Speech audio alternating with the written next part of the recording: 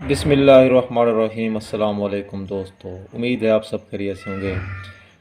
दोस्तों, आपको पता है सर्दियों का मौसम भी आ रहा है और उसके लिए मुख्तलिफ़ किस्म के मेवा जात इस्तेमाल किए जाते हैं। और इस तरह के जितने भी मेवा जात हैं, खुश्क मेवा जात हो गए, ड्राई फ्रूट्स जिनको कहते हैं, या वैसे देसी चीज़ें जितनी भी हैं उन सब का बहुत फ़ायदा होता है। आज हम आपको बताएंगे मुख्तलिफ़ किस्म की देसी चीज़ों में से एक चीज़ है किशमिश, उसके बारे में कि जो किशमिश होती है उसके क्या क्या फ़वाद हैं, क्या क्या चीज़ें हैं। हमारे पास और भी काफ़ी सारी देसी चीज़ें पड़ी हैं, इनके बारे में हम इंशाल्लाह आपको एक वीडियो में बताएंगे बहुत जल्द। तो आज हम बात करते हैं किशमिश की। किशमिश से कौन वाकिफ़ नहीं, हर घर में इस्तेमाल होती है। दवाई के तौर पर नहीं, ग़िज़ा के तौर पर नहीं, तो कम अज़ कम हलवा जात हो गए, मुरब्बा जात हो गए, उनमें मुख्तलिफ़ किस्म के टेस्ट वगैरह बनाने के लिए तो हर कोई इसको इस्तेमाल करता है। तो इसके बहुत से फ़वाद हैं दोस्तों। ये अंगूर से बनाई जाती है, इसकी और कई किस्में होती हैं, लेकिन जो खालिस देसी होती है वो इस तरह के छोटे दानों वाली, ये ज़्यादातर जो है इस्तेमाल की जाती है इसके लिए बतौर दवा ग़िज़ा के तौर के लिए। तो आज मैं आपको इसके बारे में बहुत अहम मालूमात देने लगा हूँ, खाने का तरीका भी बताऊँगा इंशाअल्लाह। तो आपने चैनल को सब्सक्राइब भी फरमा देना है। तो किशमिश की और जो किस्में हैं वो भी इस्तेमाल होती हैं पकवानों वगैरह में, बड़ी भी होती है इसकी किस्म, लेकिन ज़्यादातर इस तरह की जो छोटी किशमिश होती है ये लिया करें, जो सुकड़ी भी होती है और इसका रंग हल्का जर्दी मैल, या मैं आपको एक और दो दाना निकाल कर दिखाता हूँ। इस तरह की जो होती है थोड़ा थोड़ा ब्लैक कलर होता है जो, वो आपने लेनी है। बाकी जो होती है थोड़ी सी लंबी, वो थोड़ी सी जो है अगर आप उसको वैसे इस्तेमाल करें तो उसको खाना जो है अच्छा नहीं लगता।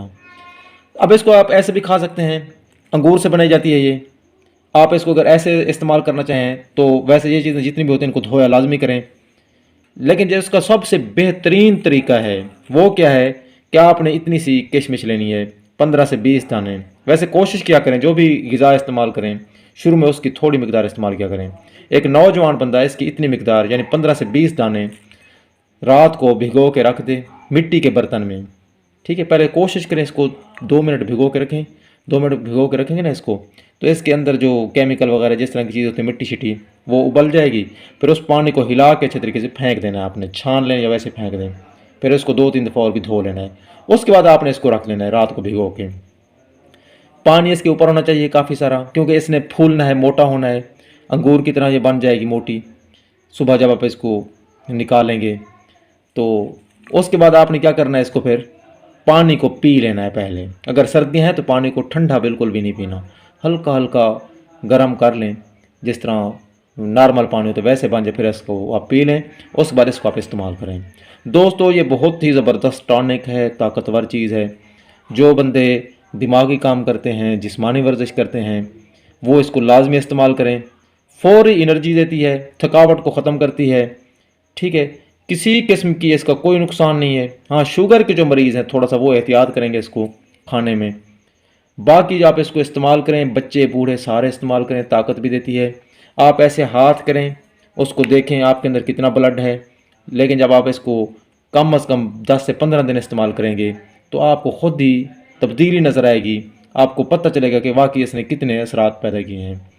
ख़वातीन जिनको ज़्यादातर कोशिश होती है जिनकी कि वो अपना रंग गोरा करें, वो इसका जब पानी पिएंगी और साथ इसको खाएंगी, उनके चेहरे पर निखार आएगा।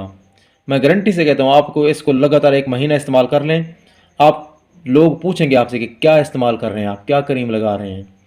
तो ये बहुत ही फ़ायदेमंद है, आप इसको लाजमी ट्राई करें। अगर आप भिगो के इस्तेमाल नहीं करेंगे, वैसे इस्तेमाल करेंगे, फ़ायदा तो फिर भी देगी, लेकिन भिगो कर इस्तेमाल करने का जो फ़ायदा है वो सबसे बेहतरीन है।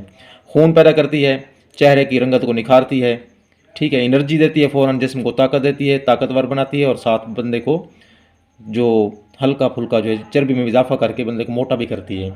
मैदे के लिए बेहतरीन है, फेफड़ों के लिए ज़बरदस्त है। लेकिन कोशिश ये करें कि इसके ऊपर पानी ना पिए, पानी से पहले पी लें। फेफड़ों के अंदर से बलगम खारिज कर देगी, खांसी है तो वो ख़त्म कर देती है। वैसे भी अंगूरों को फेफड़े के लिए, दमे वगैरह के लिए बहुत ही मौसर समझा जाता है। तो इसके बहुत ही फ़ायदे हैं, आप इसको लाजमी इस्तेमाल करें। मज़ीद अच्छी अच्छी वीडियोज़ के लिए आप हमारे चैनल को सब्सक्राइब भी लाजमी फरमा दें। वीडियो देखने का बहुत बहुत शुक्रिया। अल्लाह हाफिज़।